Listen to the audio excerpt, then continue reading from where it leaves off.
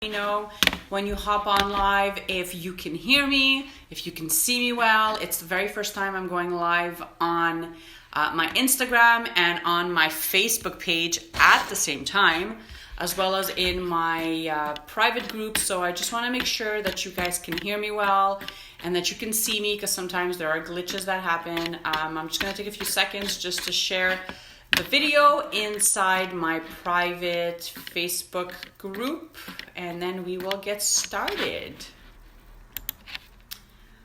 Hold on. Let's see here. I think I'm live. I don't see myself on Facebook. I think I'm live. I'm not sure. Hold on. Let's refresh the page and we'll get started. So it's really nice outside today. We are having really nice weather in Montreal, Canada, where I'm from, which is rare because I think that as soon as August comes and goes, it's like back to school weather, fall time, pumpkin, everything, and you feel it. You know, you need sweaters, you need rain boots and all that stuff, which I love. I love fall time, by the way. That's my favorite season. But I know that, summer's gone and you just feel it. So this week we've been having amazing weather, and they're announcing 30 degrees Celsius this weekend, which is crazy for us, but I will take it, which is why I'm wearing a tank top. Hold on a second. Let me just share in the group and we will get started. Yeah, we're live. Good. Okay, so I am on Instagram over here and I'm on Facebook over here. I don't know why this is so... there we go. Perfect. Okay, so welcome everybody. Welcome to this week's training. And for those of you that are brand new to me and to my page or to my website, I am happy that you found me. I am Christina. I am a mom of 4. I have twins, and I have an 8-year-old and an almost 13-year-old. So I'm in it. Like I'm all over the place. And I'm also an early childhood educator by trade, as well as a daycare business owner. And I have been teaching young children since I was really young. I was in school from 1999 to 2001, and I've been in daycare for over 21 years. So I've been in daycare, preschool, home daycare, and after school programs, which I loved. And I've done a lot of daycares, and I've worked with amazing people and amazing kids. And in 2004, I decided it was time for me to step it up and to really dive into entrepreneurship. Ever since I was very young, I remember just wanting that freedom to work for myself, wanting the freedom to do as I wish, to create the rules, to hire staff that I loved. And in 2004, it was clear that that path was opening a childcare center. I loved working with kids, but I didn't necessarily enjoy my coworkers, and I didn't enjoy really just following other people's leads in terms of programs and just things that I didn't agree with, that I had to do when I was working for someone else. So in 2004, I decided to venture off, and I opened my own childcare business with my business partner. She was 22, I was 24, and we have been doing that ever since. 15 years later, we have a daycare center in our area where I live. Like, it's like 10-15 minutes away. We serve 34 families, and we love it. We also have, I say, the best staff around. They've been with us for over 10 years, and we've been open for 15. So we struggled a bit at the beginning to kind of find the perfect team to join us in our, in our business. But once we got it right, then we knew exactly who we were looking for, and then everything else fell into place, and we couldn't be happier. So a few months ago, I created profitabledaycare.com, and I started teaching other aspiring daycare business owners, I started teaching tips and tricks and just a few trainings that I post on YouTube as well as on my blog and my website. Different things that can bring you closer to opening your own center. And I also help brand new business owners that are just brand new to the field and they don't really know how and what and why they're doing things that they're doing, or what kind of systems to set up, or what to do when conflicts arise. So I also train brand new business owners, and I absolutely love it. So today's training is a fun one because, obviously if you're watching this, it's because you're wanting to go into business for yourself, or you are in business for yourself. Maybe it's brand new, or it's maybe it's, in the next few months, and you want to know how to run a profitable and successful childcare business. And today I have a few things I want to share, my tips on how you can have a successful business. So whether that's a home daycare or preschool, a childcare center, whatever it is, whatever that looks like to you in your life, there's a few things that I'd love to share.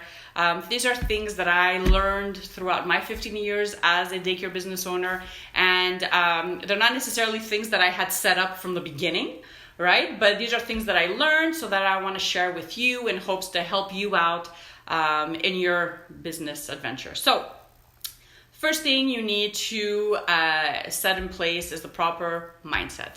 And I talk about this a lot in my groups because mindset is, I think, something that gets overlooked a lot by business owners, daycare business owners, any kind of business owners, because we think as business owners, we're going to sign a lease or we're going to buy a building and just, renovate it and just run our business. But there's so much more to be done before we even get to that step.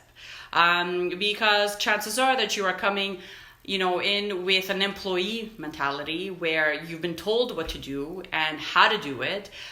You've been told how much you're worth, right? Your hourly wages, how much you're worth. And you come into a whole different world where you create the rules and the regulations, and you are in charge of a team and hiring and firing and serving your community and your customers and the families. And it's different. It's not the same thing. And many people struggle. Many people want to be friends with everyone and just please everyone and accept everyone, but you cannot do that. So mindset and focusing on working on yourself is the first thing that I would suggest you do as a business owner if you want to run if you want to operate a profitable and a successful business. Now, what does this mean? I say mindset and focus on bettering yourself. What does that mean? It can mean so many things. It could mean investing in yourself, maybe following a few classes online or at a local school where you're working on your leadership skills, right? Because you are going to be a leader in your center. It could be hiring a coach that could coach you through whatever issues you might be having, because we all have baggage and we all have things, limiting beliefs, right, that keep us from getting where we want to be. It could be just listening to podcasts, listening to audiobooks, YouTube trainings, meditation in the morning, getting back on track physically so that when you feel better, you're most probably going to be at your best in everything else that you do. So this could mean so many things. Working on being more positive, helpful, being true to who you are, because there's a saying that says people don't necessarily, they don't quit their jobs because they hate what they're doing. They quit their jobs because of management, because of their bosses. So I like to think of it like this. If you could work on being a less shittier person out there in the world, why not do it? It's something that's going to serve you in the long run. People are going to be more attracted to you. You're going to repel those that don't really necessarily want to be around someone that's positive and that's there to genuinely help. And it's going to attract the right types of staff to you and the right types of clients to you. So that's really important. Working on limiting beliefs, working on things that you need to work on. Maybe you're not the best speaker. Maybe you need help, having conversations with future customers, whatever it is for you. There's trainings all over the place on the internet, on YouTube. We're living in, I think, the best time when it comes to online resources. It's ridiculous. So find what that is for you. Find 2-3 things that you want to work on in yourself, and just do the research and get it done. And it's a skill. It's not something that's going to happen overnight. It's not something that's going to magically just click in your head, but it's something you work on every day, every week, and you keep doing and you keep growing. Chances are you are going to become nicer to be around, happier to be around. People are going to be, excited to see you in the morning. They're going to want to come work for you because you are such a great human being. So find 2-3 things that you value in your life. So if you value, family, joy, health, or whatever, and just every decision that you make after that, when it comes to personal decisions or business decisions, make sure that they're all bringing you towards that goal. Don't try to fake it till you make it. Really just make decisions accordingly. And once you do this, I think just everything changes in your life. Everything changes in your life. So what else do I want to mention about this? Because there's a few things that I wanted to say. Mindset, yes. And also another thing that getting your mindset straight is, as an employee, someone is deciding, your hourly wages or your weekly wage, your schedule and all that. So you're not really making any decisions. But as an employer, there's so many other things that are going to be popping up left and right, and difficult decisions that you're going to have to make, and also difficult situations that are going to arise because things are going to get hard. And this is normal. It's a part of any business venture that you're going to take part of in the future. Any entrepreneur knows this, that there's ups and there's downs, but if you're working on your mindset consistently, those downs are going to be easier to handle, and you're not going to be prone to just throwing in the towel and saying, I give up, let me just go back to work, and this business thing is not for me. So mindset, focusing on bettering yourself every single day, every single week, and really creating the time in your life to get this done. So whether that's in the morning, whether that's at lunchtime, whether that's when your kids go to bed at night, just get into the hang of just carving out 10-15 minutes a day to really work on yourself. Second thing you need to have in order to operate a successful childcare business is creating policies and procedures. Now, I know I talk about this a lot. If you follow me in my Facebook group, you will know that I talk about this a lot. Because policies and procedures are everything. They're everything in your business. It's how you run your business. It's how you tell the world what you believe in, what you don't believe in. It's how your staff knows what to do when you're not there. Because as a business owner, you can't be doing everything all the time, right? So setting clear policies and procedures is so important. And I don't want to get into this too much right now, but different policy booklets that I believe every business owner should have in their business. One is your policy and procedures that you give out to your customers. So this is kind of like your Bible, where you just have a clear list of policies and the procedures in your business that everyone is on board with. So all your staff gets a copy and all your customers get a copy. You do this work now before you start your center. Things are going to be so much smoother, and the best thing is you just have to revisit it once a year or twice a year. So policies about everything and anything need to be created and written down. Either you could upload it on your website if you decide to, or you could just hand out these copies to your customers as soon as they sign up. Really important. The second set of policies you should have is a policy booklet on your educational program. So when I say educational program, I don't mean what are the kids doing Monday morning and Tuesday morning, and that's not what I'm talking about. Yes, that's important, right? Your curriculum, activities, and all that. But when I sat down to actually create our educational program, our foundation, it was so much more than that, because we're not babysitters. We're not there just to draw with the kids and then just tell them bye-bye and we see them again tomorrow. We do so many other things, right? There's so many other topics that you can add in your educational program, your interventions, different techniques that you use, what you teach them about nutrition and health. There's so many things you could add in your policy booklet when it comes to your educational program. And it's, chances are, the most satisfying policy booklet to write, especially if you are looking to leave your daycare job and start your own business, just because you get creative freedom. Like, you get creative freedom. I know for me, when I first started, this was my favorite booklet to write, because I knew from experience what I didn't agree with and what I did agree with, and this was my chance to do this, to create this for anyone that would enter my center in the future, so that they would have to follow my theories and my methods and just everything that I had put in this booklet for them. Again, updated every year, or every, maybe twice a year, but I think once a year is fine. And it's just so fun to write. So if you are someone that's looking to quit their job and really start your own center, this is going to be really, really fun for you to do. And the third booklet that I believe every childcare business owner should have in place is obviously your team's handbook. So staff booklet, your team's handbook, whatever you want to call it. It's basically a booklet that you give out to every single hired staff member, right, that you have on board. And this is basically the rules and regulations when it comes to staff and policies and procedures. You need to obviously be on top of the law. You need to know the law before you write these kinds of booklets, because you want to make sure you're working within your legal rights as an employer. But once you get that down and you just start, putting policies in place, social media policies, communication policies, absences, vacation time, I have policies in there for just about everything. And it will get bigger and thicker throughout the years. Maybe you'll decide to take some stuff out. Maybe you'll decide to add a few more topics in. That's totally up to you. But it's really important that you have something that educators and other staff members know they can refer to if there's something going on in the center or they need something. Their answers are right there in the booklet that you've created right from the beginning. So that's number 2.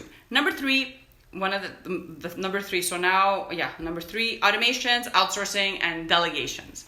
And this is something that a lot of business owners struggle with, especially if you come from a mentality that you need to hustle, and be in your center 24/7 and open the doors and close the doors and go in on the weekends and clean. I used to be like that. So I know the mentality of everything is going to go to shits if I'm not in the center 24 hours a day.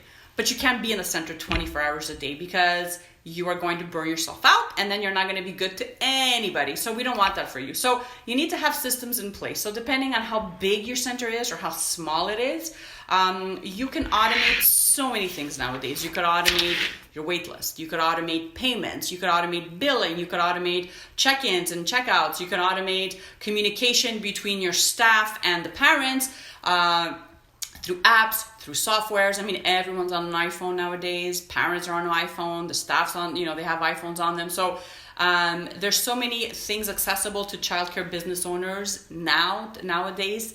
It's just amazing. So if you do decide to automate your business that way, it'll save you so much time. And there's also a few softwares I know out there that not only do they let you automate things like the day-to-day operations, but you can also, I think they offer software solutions too for accounting and other stuff like that. So really fun. If you want to take on that, go for it. Personally, we are more old school in my center. We have 34 children, so it's not a huge center. And we know the families on a one-on-one basis. We know their first names, we know their last names, we know all the kids' names in their family. So we have more of a one-on-one, like more of a personal touch. So kind of the kinds of automations that we use in our center are a little bit different. So what kinds of things do? We have automation binders, and these are very simple to set up. I actually have a training on them. I'll post a link in the bottom. I had written a blog and I did a video on them. Really simple. So these are just basic binders, and the thick binders that you would buy at any store at Walmart.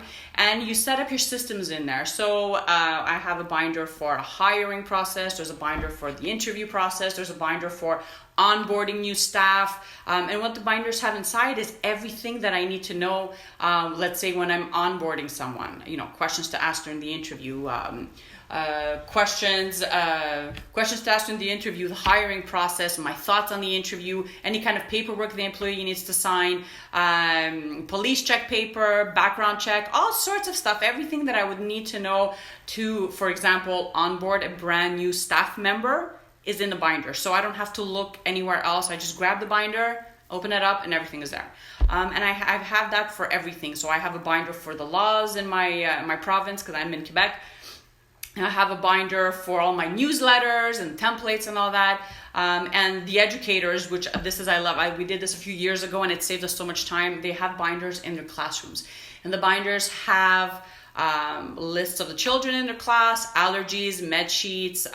There's their attendance sheets are in there as well. There's programming sheets are in there. If they need a day off, that sheet is in there. And just anything else that they would need, an incident report sheet, everything that they would need throughout their day, without necessarily having to come in the office to ask for it, they can find it in the binder. So, and these are fun because you could create them any way you want. They're not very expensive to create, and you just keep adding to them. So that's how we automated our center, along with other things like accounting and this and that. But again, your job is not to do everybody's job. You shouldn't be cleaning the toilets and baking the muffins and teaching the 4-5-year-olds how to write their names. You shouldn't be doing all of these things. Try to outsource things as much as possible. And it does not need to be a very expensive task. Outsourcing is not as expensive as you would think. You can hire someone to do, let's say, create a website for you for $15. You can create someone to check in with your wait list, right? You could have someone go in, get your wait list, and email customers once a month and ask them if they're still interested in a spot in your center. You can hire someone to do your graphics. So when you're posting on your Facebook page, you don't have to sit there for 20-30 minutes on Canva and just create designs. If you've never done it before, you could just pay someone $5 to do it for you. And one of the things that we outsourced is our accounting. And that was big because I used to do all of that and it was so much work. And I found that my days would just be focusing only on accounting, and it was boring. First of all, it's boring. I hate doing that. But I found an accountant that took it on, and she would just balance the books and pay our deductions at source and just do all that for us, so I didn't have to worry about it. And it does not have to mean you have to pay someone $1,000 every week for this. There's so many people out there that have so many skills that are staying at home, that you can just place an ad on Facebook and just ask around in your community if someone knows how to balance books that can help you out, that could take on your center as a client. There's so many things out there. You don't necessarily need to go to a huge firm to get the work done. So those are a few things that I want you to keep in mind, because I know at the beginning it's very difficult to even think about hiring someone to help you out with a task. But once you do, you'll see that you save so much time, and that $5 or $10 you spent there, you could, you're doing something else. So it's not something that's going to cost you a fortune, right? So, and the last thing, number 4, know your numbers. And this has to do with marketing. So you need to know your numbers. And what does that mean? That means that as a business owner, right, you have to be on top of marketing. You need to know how to market your center, where to market your center. You need to know the latest things that are happening, that are trending now. So like Facebook and Instagram, and how to place Facebook ads. Gone are the days where we used to place really big classified ads in the local newspaper, just to get like 20 people to call and no one would show up for, to sign up their kid. We used to pay with my business partner back then, this is before Facebook, $200 to publicize an ad that was this big, right, in French, in our town, and the newspaper would go out only twice a week. It would go out on Wednesday and it would go out on Sunday. That was it, $200. And we didn't get anyone. We weren't getting any calls or any customers.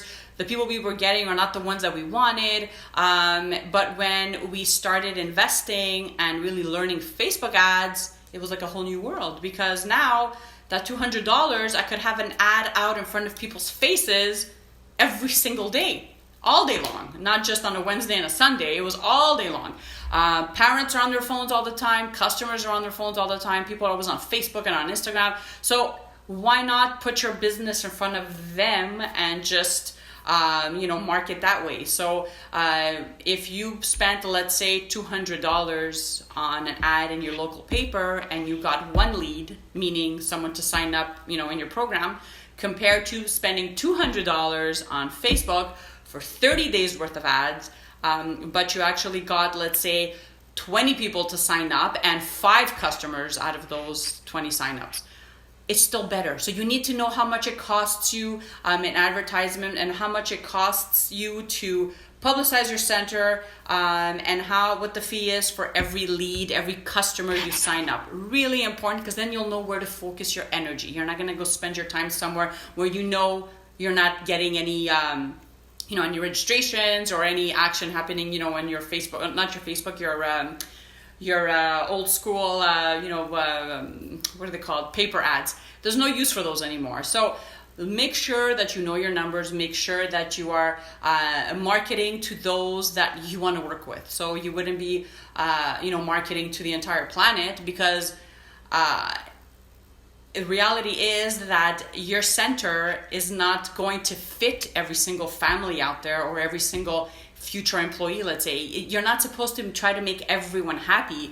If you do the mindset work and you know exactly your belief system and your values and what your vision is for your business, you're going to know exactly what kinds of people you want to target. So when you are hosting an open house, or when you are accepting kids to be added on your wait list, or when you are hiring, or when you are accepting registrations, using Facebook ads, so easy, because you can actually target the people that you want to be working with.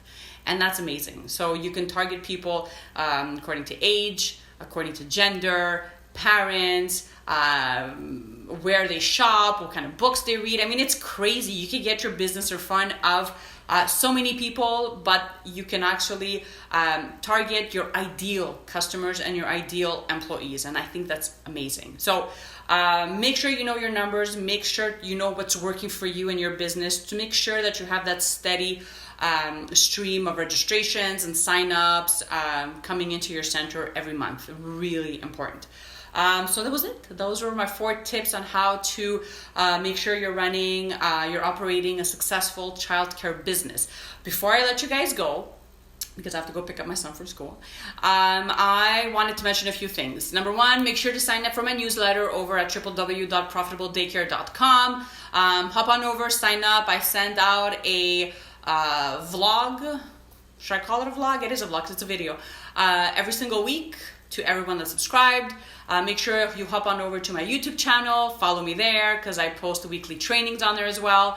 And make sure you follow me obviously on Facebook and on Instagram. But I wanted to mention something before. So many of you know that I've been working on my Child Care Center Operating Systems Academy online course, and I'm really excited. I know a bunch of you that are watching now are probably in my info group, and you're anxious because I know you've been asking me, when is the program coming out? When can I sign up? I'm having a small glitch with the sign up link, but I'm in the process of getting it fixed right now. It should be up and running in a matter of hours. So I'm really excited. So for those of you that are brand new and you have no idea what I'm talking about, I'm launching an online program. If you're either an aspiring daycare business owner, or you are brand new in the childcare business and you need help to set up your stuff, in the office, policies, procedures, marketing, all that stuff, this is the perfect program for you. But before I launch it in November, I'm taking a few of you with me to try it out. So you get to try out the program before it launches in November, and I'll be in the group with you. It's going to last 5 weeks. It's completely done digitally, so it's online. So wherever you have access to Wi-Fi, you can stream the videos, download the PDFs, and get to work. I will be with you every step of the way. If you want more info, I will post a link in the bottom. You can go check that out. And the purpose for this is really simple. Number 1, I want you to go through the program and let me know your honest feedback. I want you to tell me, Christina, that doesn't make sense, or Christina, develop this idea a little bit more. Maybe I missed something. Maybe you want to see something different. So I need to know how I can make the program better. And the second thing that I want to focus on in the group is that I want to get you to your goal. I want to get you to writing your policies and your procedures and knowing how to place Facebook ads and really just feeling confident and good about your business. Because you're not supposed to know everything, right? You're brand new to this. You are not supposed to feel stressed out or overwhelmed that you don't know how to do this and you don't know how to do that, because guess what? No one does when they're starting out. This is normal. I didn't know what I was doing when I started out. Like I tell everybody in my videos, I was 24 years old. All I knew was that I wanted to open my own center, to create my own educational program, and to have amazing staff work for us in our daycare. I didn't know how to hire people. I didn't know how to set up systems. I didn't know laws, and I knew nothing about that. But I asked the questions, and I worked, and I just found the answers, and I knew that I was willing to do no matter what it took to make it a success, and that's what I did. So if you are out there and you are struggling with the idea of opening your own center, maybe you're getting into, you're getting in your own way, like we do most of the time, and we just let fear get over us, and we just start thinking, but who's going to take me seriously? But who's going to bring their kids to me? Can I make this work? Am I going to make money? But what if I can't find staff to hire? What about comparing, my center is ugly, her center down the street looks much nicer? Whatever, all those things that we do as human beings that are completely normal, it's just normal. It's a part of the journey, but once you know how to change the story and how to really focus on your skills and what you're good at, and once you can actually say that you feel good putting out this program to the world, or hiring the right type of people, or opening up the center, the service that you're going to offer to the community, to the families in your community, and you stand by every decision you make with confidence 100%, then I think that's success. I mean, success doesn't necessarily need to mean that you're making a certain amount of money every month. It can mean that you have the freedom to go home early on the days when you feel like it, or just be surrounded by amazing staff that absolutely, genuinely loves what they do. Because we all know that's very hard to find as well. So don't get discouraged. You got this. You know how to do this. If you want to be a part of the beta experience, click on the link below. And I will be more than happy to guide you through the process. I'm excited to start it. And that's it. So I will see you guys this week. Love you guys. And thank you for the amazing comments as well. And if there is a training that you'd like to see that I haven't covered in our group, feel free to message me and let me know, and I will do my best to get it to you. All right, guys? Have an awesome Wednesday. Bye.